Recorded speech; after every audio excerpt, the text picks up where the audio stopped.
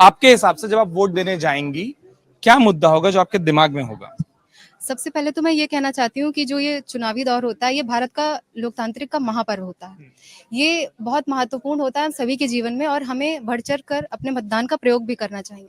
एक शिक्षक होने के नाते मैं जब मतदान करने जाऊँगी तो मैं एक ऐसा नेता चाहूँगी जो हम की भावना रखे, मैं की भावना ना रखे, जो सबका साथ और सबका विकास चाहे। क्योंकि जब वो ये अपनी सोच रखेगा कि सभी का विकास हो, तो अपने आप ही सारी समस्याएँ सुलझ जाएँगी मेरे हिसाब से। कोई समस्याएँ आएँगी ही नहीं।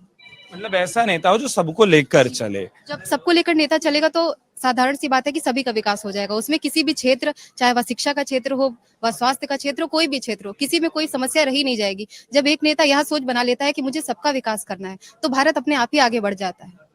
बहुत बढ़िया बात। आपका नाम? साक्षी अवस्थी। साक्षी ने कहा, आप क्या जोड़ना चाहेंगी?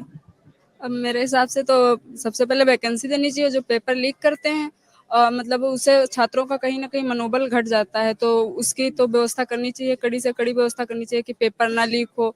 और मतलब यहाँ खास तौर पर हम यूपी से हैं, तो यूपी में वैकेंसी टीचर की नहीं आई, तो टीचर की वैकेंसी उनको देनी चाहिए। और जब भी बिहार में शिक्षक भर्ती मतलब जो आई थी उसमें पेपर लीक हो गया, तो उसका ध्यान रखना चाहिए। पेपर मतलब उससे मनोबल घट जाता है हम बच्चों का। जी, आपका नाम? मेरा नाम प्रांसी मिश्रा है।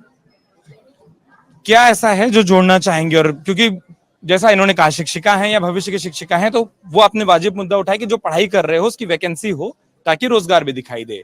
आपको क्या लगता है कि अगली सरकार जो भी बने वो क्या काम जरूर करे, और बतौर महिला या बतौर अध्यापिका या बतौर छात्र, तीनों तरीके से अगर आप सोचें तो? मैं ये चाहूँगी कि जैसे शिक्षा के क्षेत्र में उनकी वैकेंसी तो होनी ही चाहिए, मेन तो यही है। और बाकी शिक्षा के क्षेत्र में उनके जो सिलेबस है वो सब डिसाइड करने में भी उनकी शिक्षा मंत्रालय अच्छे से कार्य करे, और यही सब है। और साथ में स्वास्थ्य के रूप में भी उनकी स्वास्थ्य पे भी अच्छे से ध्यान देना चाहिए। और पर्यावरण भी एक अच्छा मुद्दा है कि जैसे बहुत ज़्यादा ये प्रदूषण इस समय बहुत ज़्यादा बढ़ रहा है, तो इस पे भी ध्यान देना चाहिए कि उसको कम कैसे किया जा सके। और उनकी औद्योगिकरण तो बढ़ रहा है, लेकिन उसके साथ ही साथ उनकी पर्यावरण को कैसे संरक्षित रख सकते हैं, उसके बारे में भी सरकार को ध्यान देना चाहिए।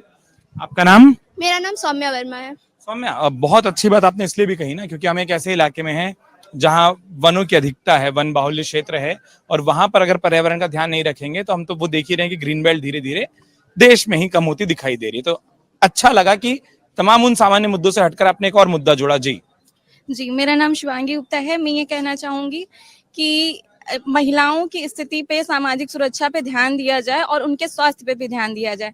जैसे कि जब हम लोग कहीं बाहर जाते हैं, महिलाएँ बाहर जाती हैं, तो उनके लिए टॉयलेट की कोई व्यवस्था नहीं होती, बहुत दिक्कत होती है। इस पे सरकार को विशेष रूप से ध्यान देना चाहिए और उनकी सामाजिक सुरक्षा का भी ध्यान रखना चाहिए कि जब रात में सफ़र करना पड़ता है, तो माता-पिता इजाज़त नहीं देते, क्योंकि उनकी चिंता होती है कि बच्ची हमारी सुरक्षित रहेगी कि नहीं रहेगी। इस पर भी सरकार को ध्यान देना चाहिए। और मैं एक विज्ञान की छात्रा हूँ, तो मैं ये भी कहना चाहूँगी कि विद्यालयों में प्रयोगशालाएँ बढ़ाई जाएँ और तकनीकी और वैज्ञानिक रूप से सक्षम किया जाए।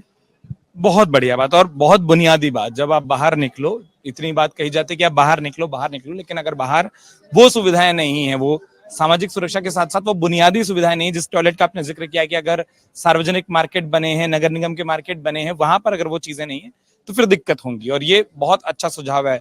साथियों को सुना, क्या कुछ है जो आपको लगता है कि नहीं आप जोड़ना चाहेंगे? और पीछे से कोई बोलना चाहे मुझे इशारा कर देना। सबसे बड़ा मुद्दा पर्यावरण का ही है। जैसे वनों की अंधाधुंध कटाई हो रही है, ऐसी सरकार हो जो पर्यावरण की भी रक्षा कर सके। अगर आप ये वीडियो YouTube पर देख रहे हैं तो हमारे चैनल को सब्सक्राइब करें और बेल आइकन को दबाना ना भूलें। अगर आप Facebook पर ये वीडियो देख रहे हैं तो हमारे पेज को लाइक करें।